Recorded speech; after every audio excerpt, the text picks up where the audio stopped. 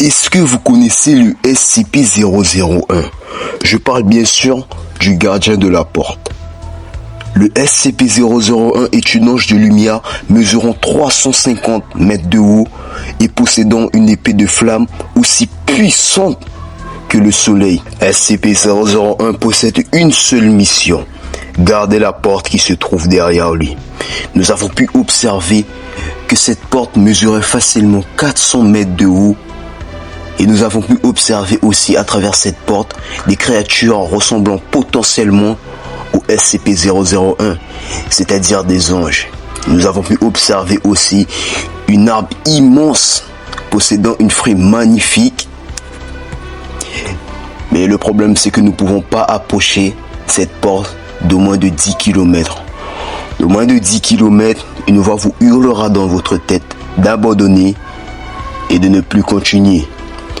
Mais si vous l'ignorez, le SCP-001 vous annihilera en une nanoseconde avec son épée de flamme.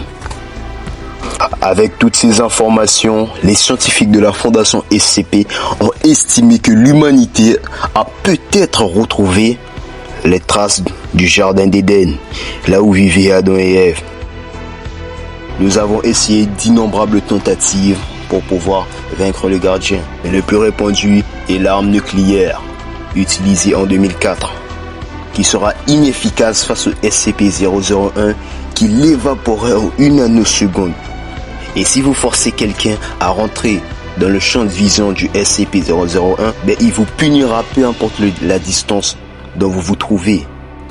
Voilà qui était le SCP-001, le gardien de la porte.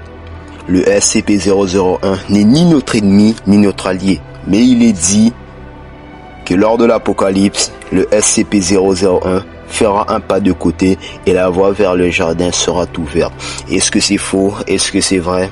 Voilà qui était le SCP-001, l'une des entités les plus puissantes de la Fondation SCP. C'était le rang S, tout simplement.